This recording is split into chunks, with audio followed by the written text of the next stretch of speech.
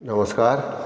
तो राज दरबार में प्रभु श्री राम जी के आग्रह पर वे दोनों लव और कुश अपने गायन तथा वीणा की तान से श्री सीता जी के चरित्र तथा उनकी महिमा को उनके जन्म से लेकर और विवाह तक की कहानी सुना देते हैं।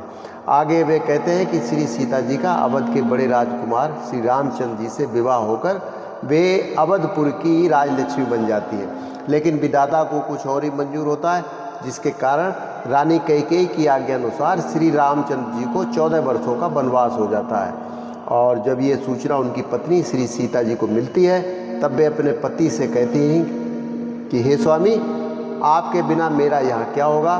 अपने पूरे आत्मविश्वास और अधिकारों के साथ वे रामचंद्र जी से कहती हैं कि मेरे बिना कैकेयी माता की आज्ञा भी पूरी नहीं हो सकती, क्योंकि आपका आधा भाग हमारा है और मैं आपकी अर्धांगिनी हूँ।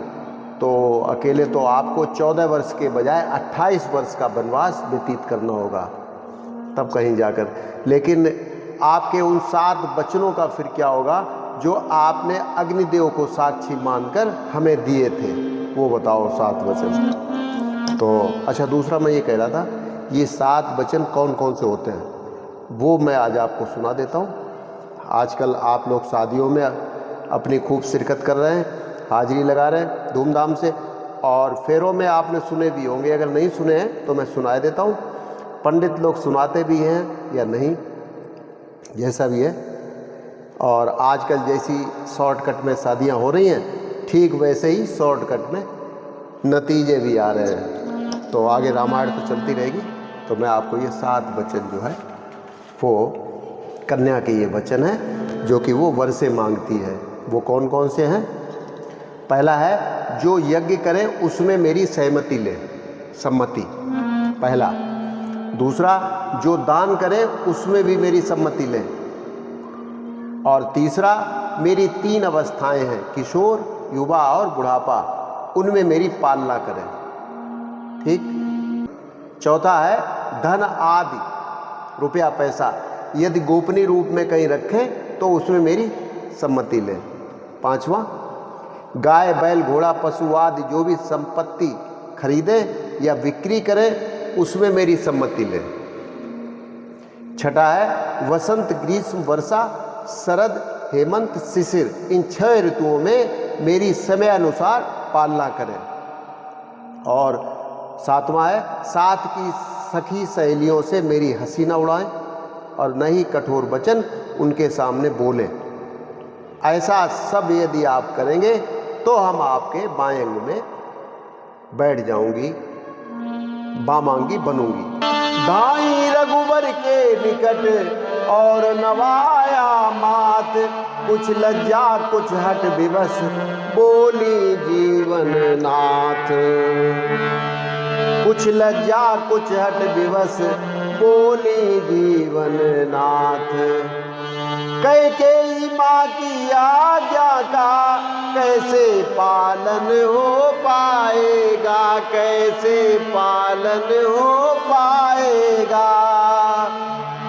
जब आधा तन बन जाएगा आधा घर पर रह जाएगा।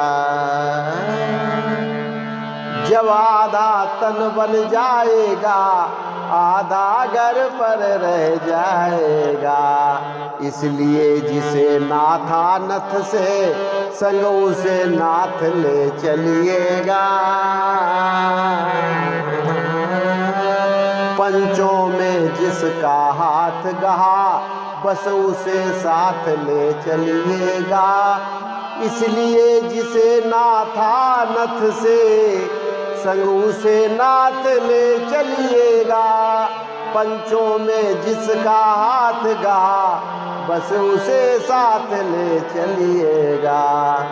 रघुवर बोले ये कथन है सब भांति उदार, पर ले चलने में तुम्हें बाधक एक विचार।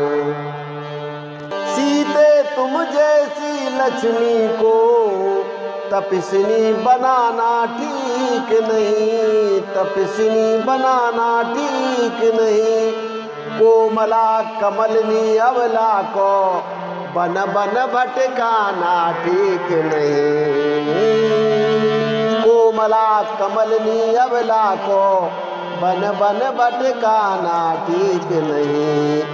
वन में फिरते हैं व्याघ्र व्याल, रजनीचर बनचर रहते हैं।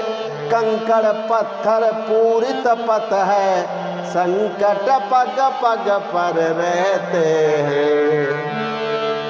कंकड़ पत्थर पूरित पथ है, संकट पग पग पर रहते हैं। सिया नयन में नीर भर रह कर छड़े भर मौन, बोली दासी के लिए अबला कहता कौन। बोली दासी के लिए अबला कहता कौन।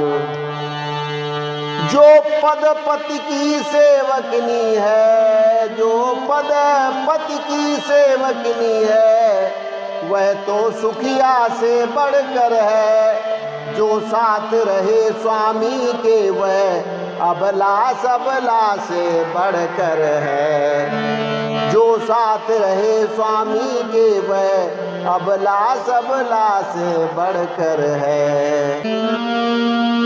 जैसी मति गति पति की होगी, वैसी ही पत्नी की होगी।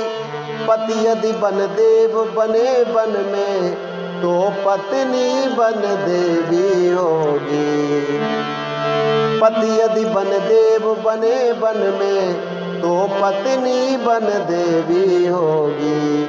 स्वामी यदि क्षत्रिय सुत है तो, स्वामी यदि क्षत्रिय सुत है तो, दासी छत्राणी बाला है। रघुवीर खलों को तेज रूप, तो सीता उनको ज्वाला है। रघुवीर खलों को तेज रूप, तो सीता उनको ज्वाला है। श्री कैकेयी मात ने किया उचित ही काज, होना ही चाहिए था भरत लाल को राज।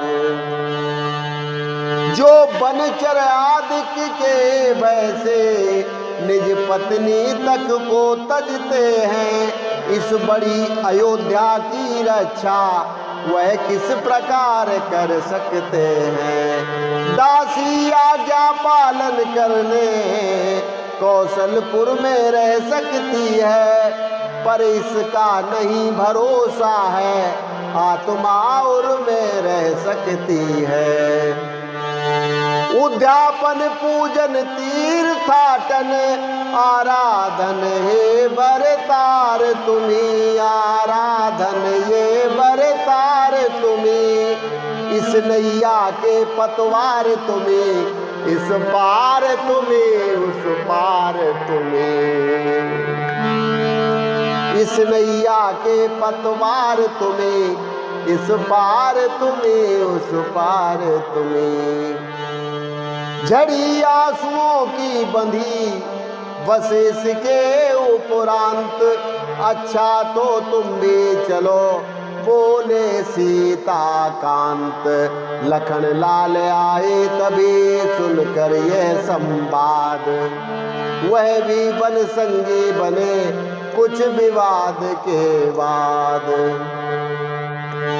तपसी बनकर चले जब लखन जानकी राम, पहली निस सबने किया तमसा तट विश्राम।